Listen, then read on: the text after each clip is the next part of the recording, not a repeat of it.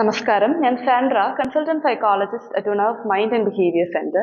നമ്മൾ ഇന്ന് സംസാരിക്കാൻ പോകുന്ന വിഷയം ജെറിയാട്രിക്സിനെ കുറിച്ചിട്ടാണ്. പലരും ഇത് ഈ ഒരു വാക്ക് ഫെമിലിയർ ആയിട്ടുള്ളവരായിരിക്കാം, ഇത് കേട്ടിട്ടില്ലാത്തവരുണ്ടാവാം. സോ ബേസിക്കലി നമ്മുടെ ലൈഫിൽ പല സ്റ്റേജസ് ഉണ്ട്. ബാല്യമുണ്ട്, കൗമാരമുണ്ട്, യൗവനമുണ്ട്, പിന്നെ വാർദ്ധക്യമുണ്ട്. സോ ഇതാണ് ബേസിക് ആയിട്ട് വരുന്ന 4 മേജർ ആയിട്ടുള്ള സ്റ്റേജസ് ഒരു വ്യക്തിയുടെ. സോ ജെറിയാട്രിക്സ് മലയാളത്തില് പറയാനാണെങ്കിൽ വയോജന പരിചരണ വിഭാഗം എന്നാണ് പറയുന്നത്. സിമ്പിൾ ആയിട്ട് പറഞ്ഞാല് പ്രായം ചെന്നവര് അല്ലെങ്കിൽ മുതിർന്നവര്, ഒരു ഓൾഡർ അഡൾട്ട്സിന് അവരെ നോക്കുകയും പരിചരിക്കുകയും ചെയ്യുന്ന വിഭാഗത്തിനെയാണ് നമ്മൾ ജെറിയാട്രിക്സ് എന്ന് പറയുന്നത്. ഇവരെ പരിചരിക്കുന്ന വിദഗ്ധനെയാണ് നമ്മൾ ജെറിയാട്രീഷ്യൻ അല്ലെങ്കിൽ ജെറിയാട്രിക് ഫിസീഷ്യൻ എന്നൊക്കെ പറയും.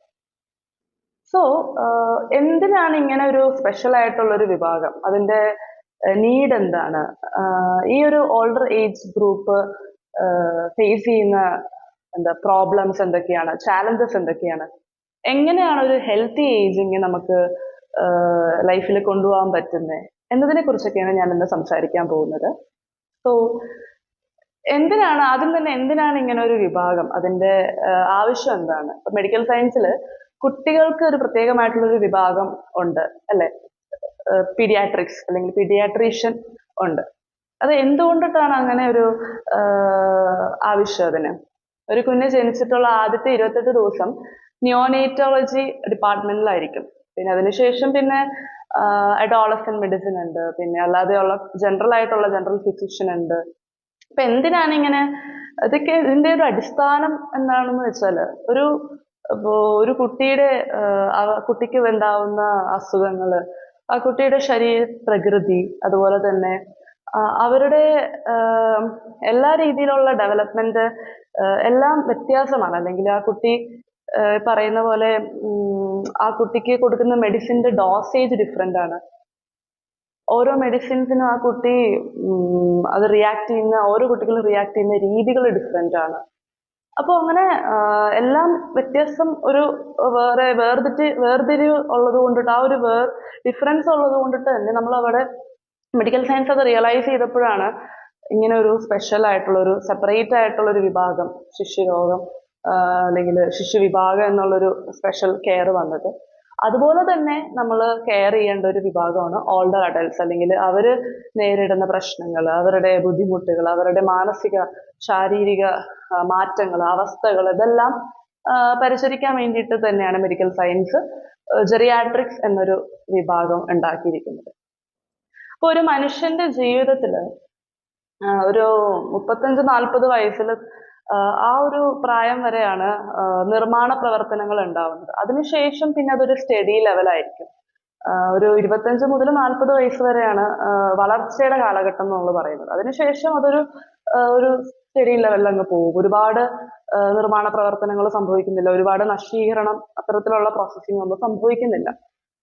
അപ്പോൾ ഒരു മനുഷ്യന്റെ ഏറ്റവും എല്ലാം, ഇപ്പൊ കുട്ടിക്കാലം എന്നുള്ളത് പോലെ തന്നെ ഇമ്പോർട്ടന്റ് ആണ് വാർദ്ധക്യം എന്നത്. ഒരു കുട്ടിയെ നമ്മൾ എങ്ങനെയാണോ ടേക്ക് കെയർ ചെയ്യുന്നത്, അതുപോലെ തന്നെ ടേക്ക് കെയർ ചെയ്യേണ്ട ഒരു ഗ്രൂപ്പാണ് ജെറിയാട്രിക്സ് എന്ന് പറയുന്നത്, അല്ലെങ്കിൽ ഓൾഡർ അഡൽട്സ് എന്ന് പറയുന്നത്.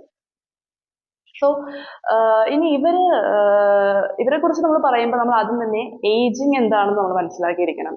എന്താണ് ageing? So aging is a natural process of biological, psychological and social, even economic changes as well over time. So ഇതിനെയാണ് നമ്മൾ ഏജിങ് എന്ന് പറയുന്നത്.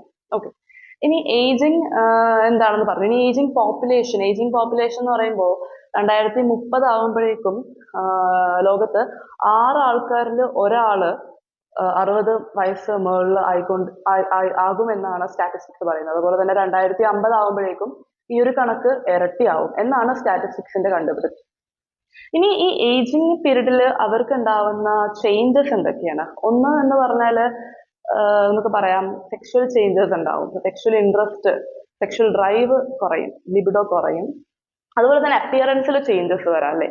ഫിസിക്കലി നമ്മൾ കാണുന്ന ആ ഒരു അപ്പിയറൻസിൽ ഒരുപാട് ചേഞ്ചസ് വരാം. Cognitive changes, memory loss memory decline സംഭവിക്കാം, ഡിമെൻഷ്യ, അതുപോലെ തന്നെ കൊഗ്നിറ്റീവ് ഡിസോർഡേഴ്സ്, പറയുന്ന അൽഷൈമേഴ്സ് പോലത്തെ ഡിസോർഡേഴ്സ് വരാനുള്ള റിസ്ക് കൂടും.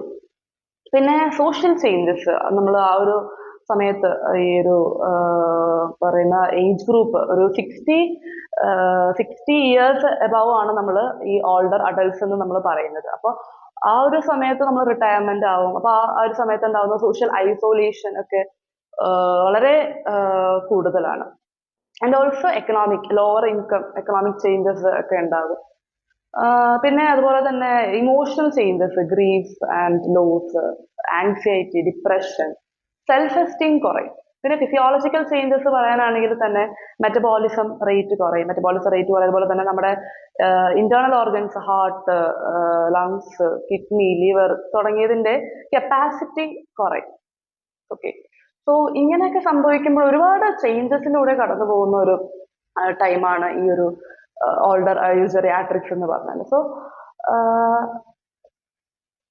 ഇതിന്റെ അപ്പുറം ഒരുപാട് മിത്സ് അടങ്ങിയിരിപ്പുണ്ട്. അതായത് ഒരുപാട് തെറ്റായ ധാരണകള്, പ്രായമായവര് ഉള്ളിൽ തന്നെ, അതായത് വീടിനകത്ത് തന്നെ കഴിഞ്ഞുകൂടേണ്ടതാണ് എന്നുള്ളൊരു മിഥ്യാധാരണ പല സൊസൈറ്റിയിലും ഉണ്ട്.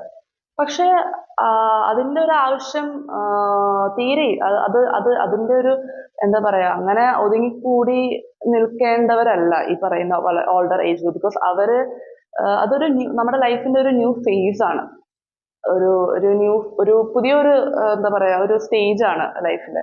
സോ അത് നമുക്ക് ഇത്രയും വർഷം നമുക്ക് കിട്ടിയ എക്സ്പീരിയൻസ് ഒക്കെ നിറഞ്ഞു നിൽക്കുന്ന ആ ഒരു സമയത്ത് നമ്മൾ പലരെയും എനിക്ക് പരിചയമുള്ളവര് ഒരു റിട്ടയർമെന്റ് കഴിഞ്ഞു കഴിഞ്ഞാൽ, അവരുടെ വർക്കിൽ അവർ റിട്ടയർ ആയി കഴിഞ്ഞാൽ പിന്നെ സോഷ്യലി അവര് ഐസൊലേറ്റഡ് ആണ്. അവര് പുറത്തേക്കുള്ള ഒരു ഇൻവോൾവ്മെന്റ്, സോഷ്യൽ ഇൻവോൾവ്മെന്റ്, കമ്മ്യൂണിറ്റിയിലേക്ക് ഒന്നും ഇറങ്ങാതെ വീട്ടിൽ തന്നെ ഇരിക്കുന്ന ഒരു അവസ്ഥ.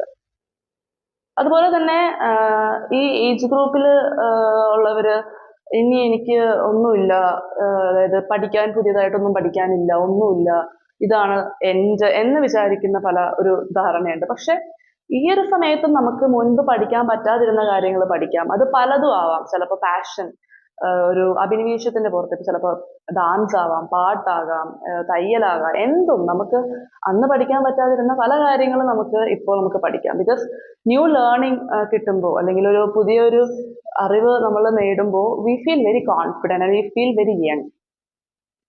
അതുപോലെ തന്നെ പലർക്കും ഒരു തെറ്റായ ധാരണയുണ്ട്, പ്രായം ചെന്ന് കഴിഞ്ഞാൽ നമ്മുടെ ഇമോഷൻസ് അല്ലെങ്കിൽ നമ്മുടെ ആങ്കർ, ഇറിറ്റേഷൻ ഒക്കെ ഒരിക്കലും കൺട്രോൾ ചെയ്യാൻ പറ്റില്ല, അതങ്ങനെയാണ് എന്നൊരു ഇത്. പക്ഷെ ഒരിക്കലും അല്ല. നമ്മുടെ ഇമോഷണൽ കൺട്രോള് എപ്പോഴും നമുക്കത് റെഗുലേറ്റ് ചെയ്യാനുള്ള എല്ലാ എബിലിറ്റീസും നമുക്കുണ്ട്. സോ അത് എപ്പോഴും ആ കോൺഷ്യസ് ആയിട്ട് നമ്മൾ ഇമോഷനെ എങ്ങനെ റെഗുലേറ്റ് ചെയ്യണം, എങ്ങനെ കൺട്രോൾ ചെയ്യണം എന്നുള്ള ഒരു കാര്യം നമുക്ക് എല്ലാവർക്കും ചെയ്യാൻ പറ്റുന്ന ഒരു കാര്യമാണ്. പിന്നെ ഈ പറഞ്ഞ പോലെ ഫിസിയോളജിക്കൽ ചേഞ്ചസ് പറഞ്ഞു.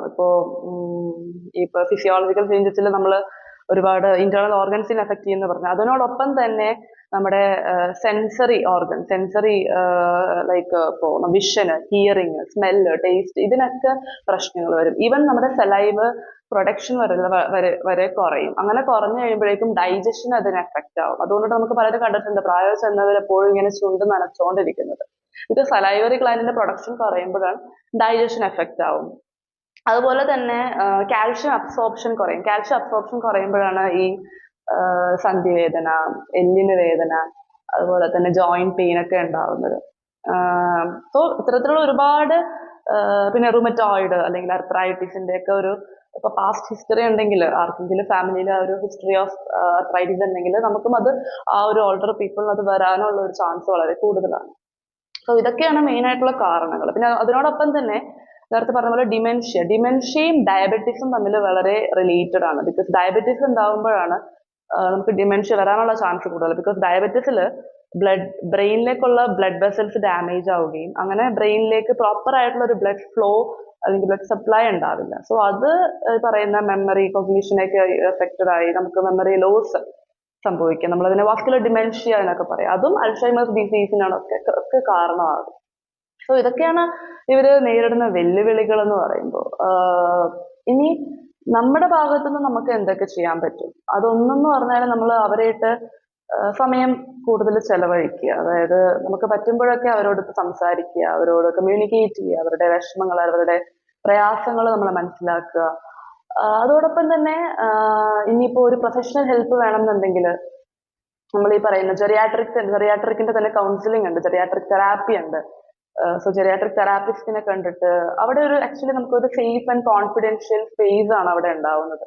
അപ്പൊ അതുവഴി അവരുടെ തോട്ട്സിന്, അവരുടെ ഫീലിങ്സ്, അവരുടെ ബിഹേവിയറിന് അവർക്ക് തന്നെ ഒരു സെൽഫ്, എന്താ പറയാ, ഒരു അവയർനെസ് അതിലൂടെ അവർക്ക് കിട്ടും. ഈവൻ അഡ്വൈസ് അല്ല ശരിക്കും ജെറിയാട്രിക് കൗൺസിലിംഗ് നമ്മൾ കൊടുക്കുന്നത്. അവിടെ ആക്ച്വലി അവരുടെ അവരുടെ ബിഹേവിയറിനെ അവരെങ്ങനെ മാനേജ് ചെയ്യാൻ, കുറച്ചും കൂടി ബെറ്റർ ആയിട്ട് എങ്ങനെ ബിഹേവ് ചെയ്യാം, അവരുടെ ഇമോഷൻസിനെ എങ്ങനെ റെഗുലേറ്റ് ചെയ്യാം എന്നൊക്കെയുള്ള കോപ്പിംഗ് മെക്കാനിസം ഒക്കെയാണ് നമ്മളവിടെ പറഞ്ഞു കൊടുക്കുന്നത്.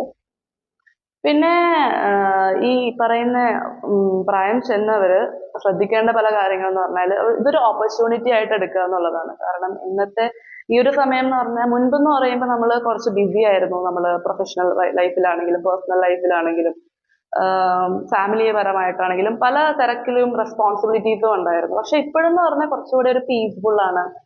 ആ തിരക്കൊക്കെ മാറി നമുക്ക് ഈ ഒരു ടൈം കുറച്ചും കൂടി നമ്മൾ, മുൻപെന്ന് പറയുമ്പോൾ നമ്മൾ പേരൻസിന്റെ കൂടെ, അതുപോലെ തന്നെ പാർട്ട്ണറിന്റെ അടുത്തും, പാർട്ട്ണറിന് അവർക്ക് വേണ്ടിയും അതുപോലെ തന്നെ മക്കൾക്ക് വേണ്ടിയും ഒക്കെ നമ്മൾ കുറെ ടൈം പറയുന്ന അവർക്ക് വേണ്ടിയിട്ടായിരുന്നു കൂടുതലും ടൈം നമ്മൾ അവിടെ കൊടുത്തിരുന്നത്. ഇനി നമ്മൾ ഈ ഒരു സമയം സെൽഫ് കെയർ അല്ലെങ്കിൽ സെൽഫ് പ്രയോറിറ്റൈസ് ചെയ്യുക, മെഡിറ്റേറ്റ് ചെയ്യുക, യോഗ, എക്സസൈസ്, നല്ല ഉറക്കം, സ്ലീപ്പ് കുറച്ചും കൂടി ഇംപ്രൂവ്ഡ് സ്ലീപ്പ്, പിന്നെ ന്യൂട്രീഷൻ ആണെങ്കിലും നല്ല വിറ്റാമിൻസും മിനറൽസും അടങ്ങിയിട്ടുള്ള ഭക്ഷണം കഴിക്കുക, വെള്ളം ധാരാളം കുടിക്കുക, ഹൈഡ്രേറ്റഡ് ആക്കി വെക്കുക ബോഡി, പിന്നെ വെൽ ഗ്രൂംഡ് ആയിട്ട് നിൽക്കുക. നമുക്ക് ആ ഒരു സമയത്ത് എവിടെയും പോകാനില്ലെങ്കിൽ കൂടിയും രാവിലെ തന്നെ ഒന്ന് കുളിച്ച് നല്ല ഡ്രസ്സപ്പ് ഒക്കെ ചെയ്ത് ഒന്ന് വെൽ ഗ്രൂംഡ് ആയിട്ട് നിൽക്കാൻ ശ്രമിക്കുക. അപ്പൊ നമുക്ക് നമ്മളെ തന്നെ ഒരു സെൽഫ് എസ്റ്റീം, ഒരു സെൽഫ് ലവ് ഉണ്ടാവും.